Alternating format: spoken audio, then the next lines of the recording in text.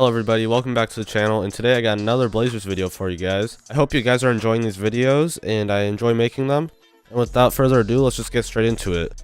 So the Blazers played the Minnesota Timberwolves on Wednesday, January 24th. And in this game, we took the W. We won 123 to 114. Good game from the Blazers. Looking at the box score, we had Damian come in clutch with 31. CJ had 28 right behind him. Al-Farouq with 15. Pat Connaughton 12. Ed Davis 11. All around great performance from the team. Obviously, that's why we won. Everyone was playing their best, and no one was slacking really looking at the box score. We go ahead and look at the Timberwolves as well. They had some really good performances as well. They had Wiggins with 24. Karl Anthony Towns with 16. Jeff Teague had 15, Jamal Crawford 19.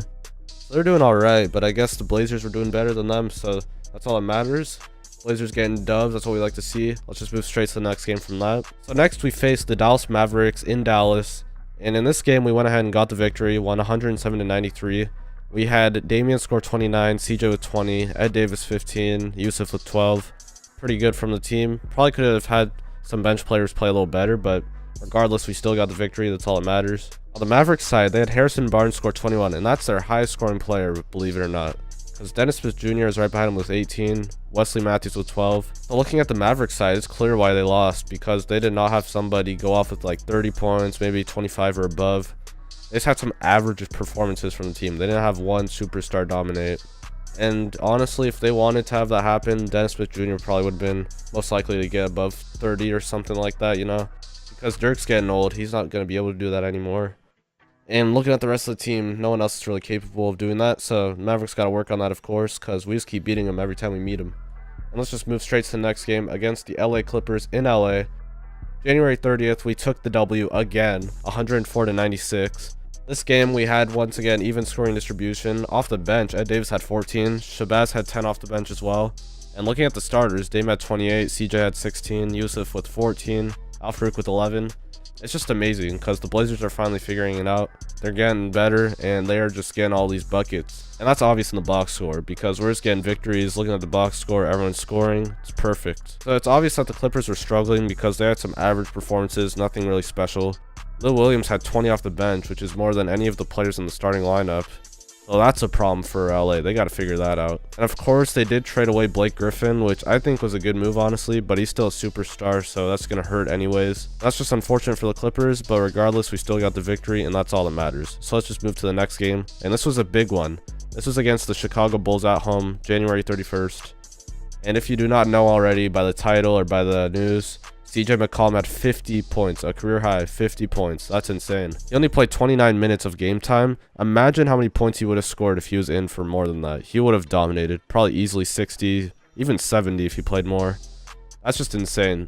I would not expect someone like CJ to dominate like that. Damian can easily do it, but CJ, he's showing his capabilities now, and I love it. Good job to CJ getting 50. After CJ scored 50 in this game, it wasn't really necessary for anybody else to dominate, so we just had some light scoring on the team. We had Dame score 13, Yusuf had 12, Al-Farouq and Evan Turner had 8. It's just some light scoring, you know, giving everyone else a break while CJ just dominates with 50. On the Bulls side of the ball, they had Zach LaVine score 23, Denzel Valentine 15, Felicio had 12, Grant had 11. But obviously they cannot stop CJ, and that's their problem there. One of the worst teams in the NBA.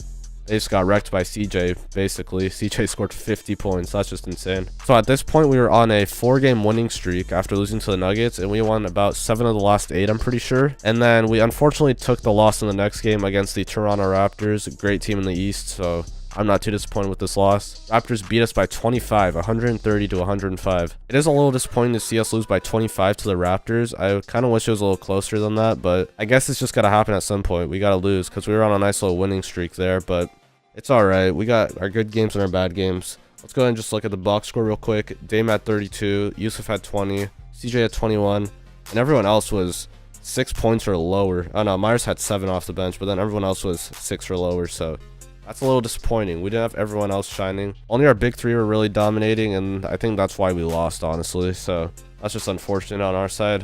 I'm just going to go ahead and see what the Raptors were doing that night. DeMar DeRozan at 35. Valanciunas with 18. Kyle Lowry with 15. Fred VanVleet with 16. Never really heard of him, honestly. Pascal Siakam with 13. Norman Powell with 11. So obviously they were sharing the ball.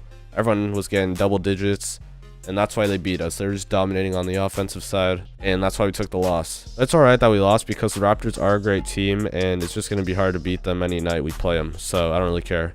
And even looking at the standings right now, the Raptors are second in the East, so they're just amazing. They're above the Cleveland Cavaliers, which are one of the best teams in the NBA by far. But honestly, the Cavs have been struggling recently, so I'm not too surprised to see the Raptors above them. And then let me go ahead and look at where the Blazers are before I end this video here. The Blazers are 6th in the West, which is pretty good, honestly. The Blazers are playing really well, and they're proving the doubters wrong. They're 29-23, right behind the Thunder, who are 30-23. So I think we can overtake them by the next video. The Thunder are on a 3-game losing streak, which is pretty incredible because they have a great team there, and I don't think they should be losing 3 games in a row. So I hope that the Blazers could get 5th in the West and go above the Thunder. That'd be pretty nice to see. And if that does happen, I'll go ahead and talk about that in the next video. So if you enjoyed this one, please subscribe if you haven't already. Like the video if you want, and I appreciate you guys watching. Thank you and have a great day. I surround myself with all this loyalty. Swear to God, I'm the one my girl just might propose to me. Clique full of CEOs, none of us got the degree. Made it from the underground, now they back trying to bury me. I lean, I sway, with Quay and take. I give and hardly take you level up, I levitate.